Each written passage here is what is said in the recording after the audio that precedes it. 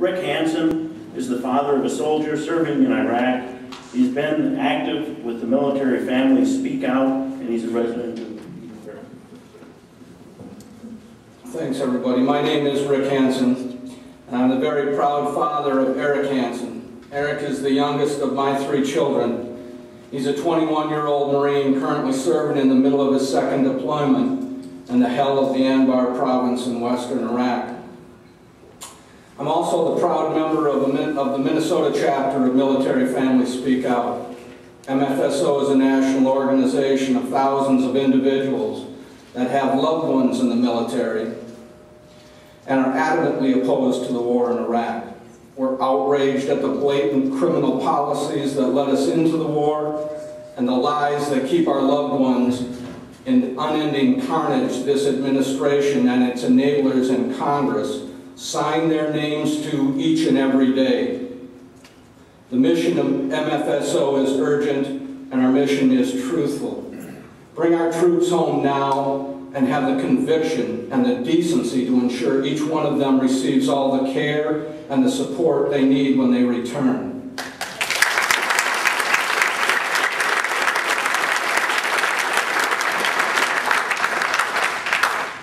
I am not here today at this event representing MFSO today. Instead, I'm here speaking as a father with a son whose service to his country is being criminally abused.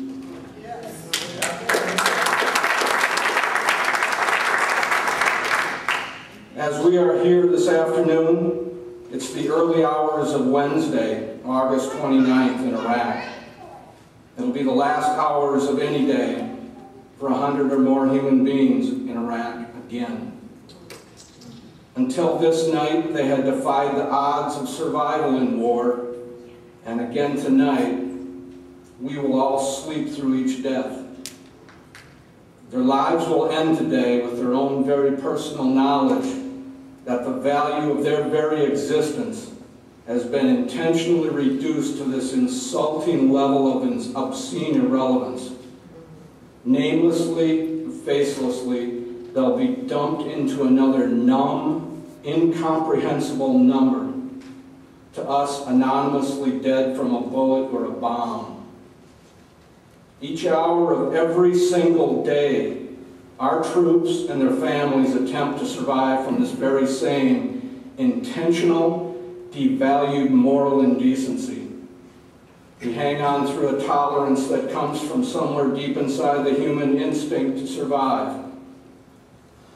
In a recent story, a father whose son was killed in Iraq talked of his firsthand experience with the value that we place on the lives of the young people we have sent to this hell.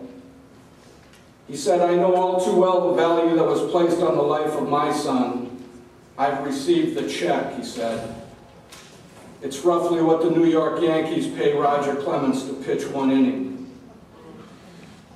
To have your child's life willingly consigned to death by individuals whose connections and cowardice enabled them to avoid the horrors of combat is a reality that strips away your parental privilege and the deeply human obligation we have to guide our kids to the good of this life.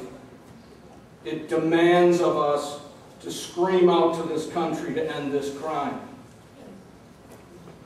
We are here today to show Jim Ramstad how far out of touch he is with the vast majority of his constituents want him to do in Iraq.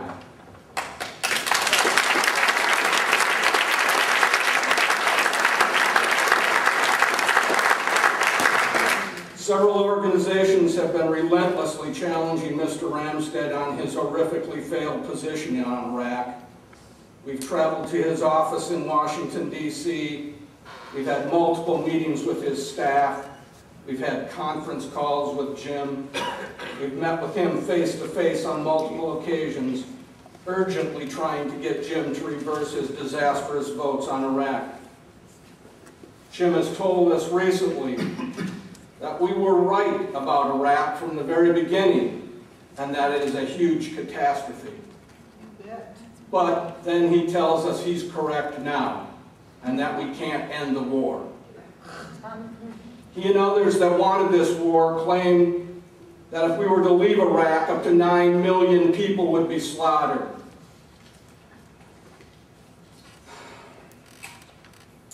So what we have is a classic Washington, D.C. logic.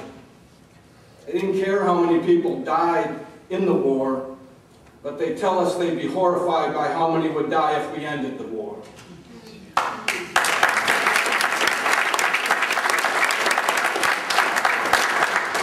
In our last meeting with Mr. Ramstad, he actually claimed to us that he thought we were the ones that created and wanted to be known as the cut and runners.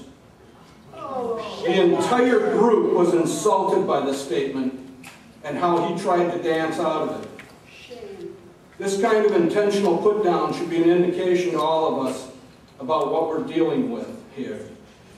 If Jim is that ignorant about that fact, we should all be very concerned about what other facts he believes. Jim is quick to tell you he voted against the surge, and that his moderate political career has put him at odds with the Bushies. That is all well and good, and as we would expect from Jim Ramstad, that many of us had voted for, including myself, before the last election. But Mr. Ramstad, the horror of war is not moderate. It is not gray. It is black and white. You choose war or you don't choose war. And Mr. Ramstad, the clear documented fact is you choose war. You have voted to fund the continuation of this war. The harsh reality that Mr. Ramstad faces every day is that his name is written in permanent ink on the death certificate of every human that has died in Iraq.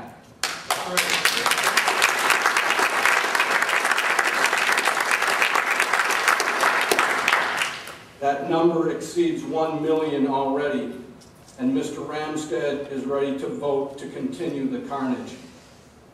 That is a staggering failure of human decency, and it is an utterly confounding contradiction to the compassionate and honorable work Jim has done to help Minnesotans while in Washington, D.C. Jim Ramstad needs to resolve that unacceptable, irrational difference and answer to the people of the 3rd District.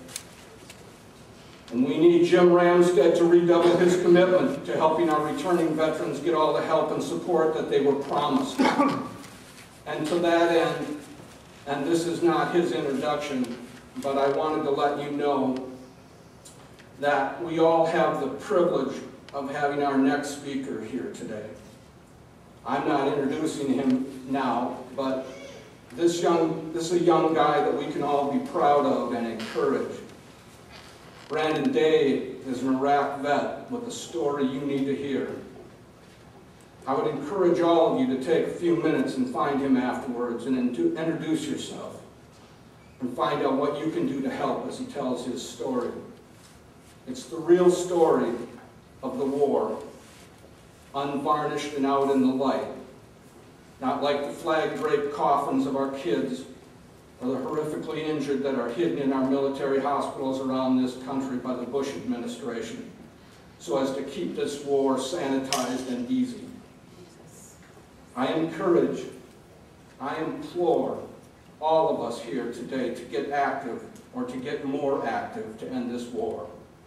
It is up to us. The politicians that are in this up to their necks won't do this on their own. So we will. We are here today to serve notice to Mr. Ramstad and to every politician that represents us. Change your vote. Vote to end this war now, or we will change your occupation.